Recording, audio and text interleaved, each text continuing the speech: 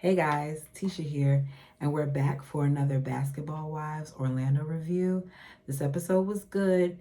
I can tell we got a lot more coming up, so let's go ahead and get started. I want to start off with Ashley. We see Ashley doing a photo shoot at a studio for her new line for this reopening that she's doing. Her husband comes by to support her. We then have another day where she's on the couch and she's sick and she's working from home because she's not feeling well, and she's delegating and looking at cameras and trying to be a mom, and she's talking about how she's kind of nervous but she's excited at the same time. Because of the pandemic, she had to close her store down, and now she's just excited that it's going to be reopened. We then see Mackenzie, who is talking with her father, who is in Orlando to help her with the kids for the times when Dwayne can't help her with them. We find out that her parents have been married for 35 years, and her desire is to have a similar dynamic with her person. Who doesn't want to be in a long-term relationship? I mean, that's if you want a relationship.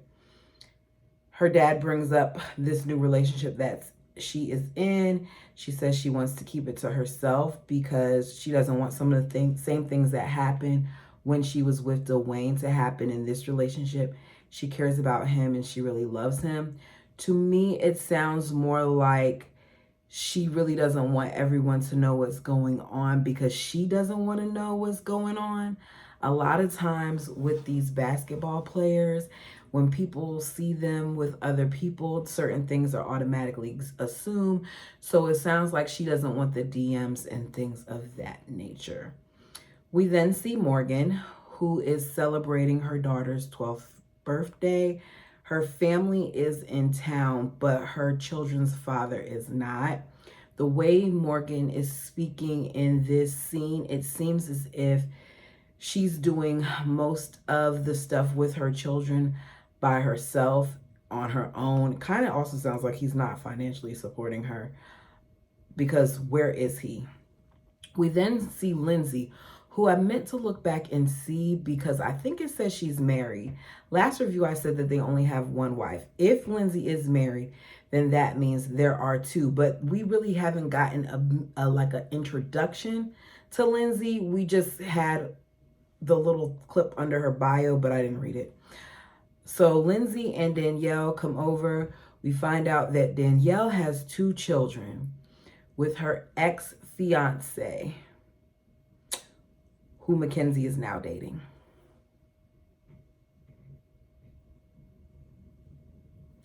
Neek arrives with her son and Dwayne's son, and she's really excited, and she's talking about how she's glad she was able to bring them to the party, and that both Dwayne and Mackenzie allowed their son E to come with her.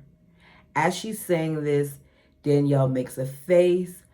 Neek notices it and she's like, "What's wrong?" And she says, "I hear she's effing my baby daddy." She talks about getting a DM of the two of them in Tulum, and how when she mentioned it to him and showed it to him, he basically denied it. She says that she's hearing that the two of them are so in love, not from him, but that's the word that's going around everywhere. And she doesn't understand how they could be in love with each other when it's only been a few months. It always amazes me how the women seem to be more upset with the supposed side chicks than they are their man. Even if this is a side chick, and y'all don't get mad at me in the comment section, but your grievance is not with her. She owes you nothing. Your grievance should be with the person that you were engaged to, because you did say that you were with him for 8 years and that he was your fiance. They then talk about how eventually she's going to be around, your kids and whatever else. And Danielle says they will not be co-parenting that involves her unless he puts a ring on Mackenzie's finger. We then see Mulan, and Mulan is doing her basketball content. We find out that she's been doing this for 2 years and she's found it to be great income. She said she shows that not only can you be a tomboy, but you could also look good. She has 13 siblings. They lived in rough conditions like roaches and bed bugs and all that other stuff. And that content has allowed her to help get her life together. We then see later on in the episode where Mulan calls two of her sisters to check in on them. We find out that her sisters ran away to Miami and crashed a rental car. They called her scared, not knowing what to do, and Mulan kind of helped them out of that situation. She says that things have been kind of rough for her mom because her mother's been through a lot with the loss of her brother. She wants her sisters to know that she's there for them and that she cares about them and she wants the best for them. So she asks them if they want to come and spend the summer with her. They both say yes. We then get to Megan and Danielle, who are later going to be joined by Nikki and Lindsay. Before they arrive, Megan speaks to Danielle about Lindsay and what she did at the golf event. Danielle lets us know that she and Rashad are working on co-parenting with a therapist. And she says that with all of them being in Orlando, with Mackenzie being there, it's kind of tough. Sounds to me like Danielle still isn't over this. And I want to know when their engagement was truly over, because it's one thing to still be engaged to someone and it's a whole nother thing to sleep with them from time to time, because we hear later on that she slept with him recently. Megan lets us know that she's not feeling Kenzie or Ratatouille, as she calls her, because she helped spread the rumor about Megan and Eric. We then see a clip of Mackenzie telling Morgan that Megan and Eric crossed paths. Do I think that this is something that Megan should really be that upset about? No. But it was messy of Mackenzie to say all of that without really knowing, because when she asked Megan, Megan did deny it. Nikki arrives while hearing this story. Nikki says Orlando is too much, and it is. When Lindsay arrives, Megan immediately looks annoyed, and she begins to tell her how the other day at the golfing event, she hurt her feelings. She didn't like how she called her out. Lindsay says that it wasn't her intention to start any problems. She meant well. She just feels like with everything going on, everybody needs to put everything out on the table so that they could move forward. It doesn't turn into a big thing. They let it go. That's the end of that. I mean, some squirrel jumps on the table and they joke around again about Mackenzie. I don't care for Mackenzie that much, but she's not ugly looking. So for them to say all that, I'm like, okay, y'all doing too much. It's kind of childish. Mackenzie meets up with Morgan for drinks because she heard what happened between Morgan and Ashley, and she wants to feel Morgan out. This just proves what Morgan said the first episode about how Ashley does talk to Mackenzie about her, even though Ashley tried to deny it. If it was a thing where she wasn't talking about you to her, then she would have never felt that it was okay for her to call and tell her version of what happened when she went out with Morgan. Mackenzie says that she thought they started something good last year, that they were building something last summer, but now she feels like Morgan has problems with her. Morgan says her issue is that she was so quick to jump to Ashley's defense, that she's choosing to be friends with Ashley and Morgan is choosing to be friends with Danielle. I don't feel like Danielle had anything to do with that conversation, but I guess it was just letting her know where she draws her line. Mackenzie lets her know that she never disrespected her. I don't agree with that. I feel like Mackenzie never disrespected her to her face, but in the confessional, she did say that no one wants to hear Morgan's, I can't remember if she said it was her sob story in regards to what Ashley did to her. So you did say something that was disrespectful because you're negating her feelings. She feels that Morgan just doesn't want to say that she doesn't want to be friends with her because of Ashley. But Morgan said it in so many ways while sitting at that table that she has a problem with you being friends with Ashley. So was Mackenzie not listening? It's the grand reopening at Ashley's store. Drinks are flowing according to her, and her guest list is full. Didn't really seem like there was a whole bunch of people in the store. There were some people in the store, but a lot of it seemed to have to do with the show. The store wasn't full. She had lots of product, but she didn't have a lot of people. Just my opinion. We find out that everybody was allowed to bring a plus one, including Megan, but she wanted to be messy and bring Danielle too.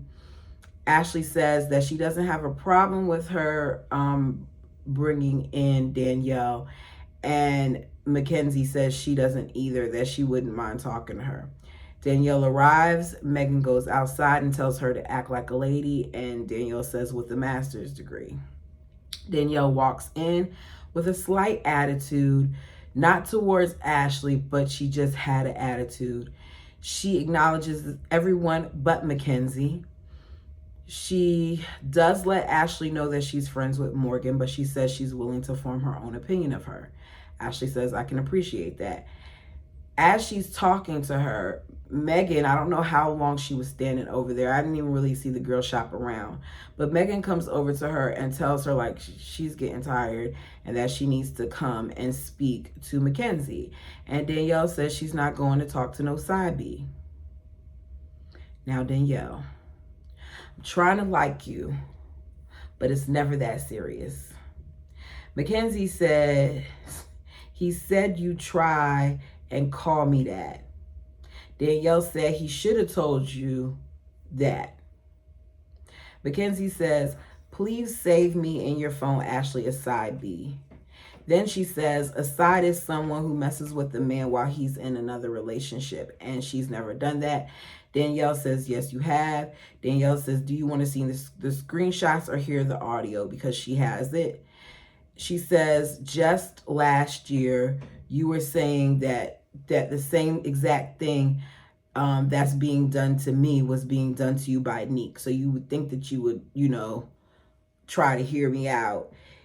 That her ex loves girls he can manipulate and lie to, that she talks to him every day, and supposedly he tells her that he loves her, that she's gonna end up stalking her the same way she stalked Neek. And the whole time she said some other things. I was like, this is really messy. I don't understand why it even had to get to that point. Danielle, you're seeming like you're the bitter one in this situation and like you can't let go. If you do therapy with him, if you talk to him every day, if you do all these things, then why did you feel the need to act like that? It just put a bad taste in my mouth. And as of right now, I'm not feeling Danielle or Mackenzie. Mulan, after hearing all that, is like she needs a drink. We never saw Neek arrive. It's a new day, and Danielle comes to Morgan's to talk to her. She said that she talked to Ashley and she seemed okay. She then relays what happened at the event and says that when she said what she said about how he said she would call her a side B, that she blacked out. Danielle feels like Mackenzie should be able to understand what's going on since she went through something similar with Neek. The bottom line is she feels like she gave up a lot for him. Her career, her basketball dreams. She moved overseas to have a baby so that he could be there. That they were just sleeping together a week ago and that she's hurt. She's crying. Morgan also cries about how much she's going through with her ex and the lawyers. And then there's this Ashley situation on top of that. She never thought that her ex-husband wouldn't be there for their kids, and that hurts her. Her daughter's in therapy, and it's a lot. To me, the saddest thing about this situation, especially with listening to Morgan, is knowing that he's now created another family. Because the young lady who previously reported some DV charges against him and dropped them, already, I believe, had a child with him and is currently pregnant with a set of twins. Her page is now private, though, so I should have added her before she went private. But that's what I saw. So, You're not even there for your 3 children that you had with your wife, but you did what some supposed men, because I feel like if a man is no longer with the woman and as a result he stops being there for his kids, he's not a man. So now that you're no longer with the mother of your children, who at one point you were in love with and you married, you're not going to be there for your kids. That's despicable. They talk about how loyal they are to each other and how that's rare. Morgan talks about how one of the things that bothers her is that Ashley is talking to her ex too much. I like Morgan, but I feel like Morgan's going to get on my nerves, because although Ashley may have had something to do with the situation, at this point, you now know Ashley wasn't your friend. You see it for what it is. You call her out on it and you move on. But if we're going to be talking about this every episode, I'm going to get tired of it, because we're only in episode 2. I appreciate the backstory. I appreciate that she's informing us of some things and letting us know a little bit more of the nuances of the situation. But it's gonna be dragged out because she talks about it with every one of the cast members. And it seems like this started as far as last season that we didn't get to see, but they keep referring to last summer. So how much longer is this going to be a thing that y'all discuss? Y'all don't have to be friends. Apparently you're going to have to be cordial because y'all are going to be filming together, but it's going to get draining. Anyways, let me know your thoughts down below. Like, comment, and subscribe. And until next time.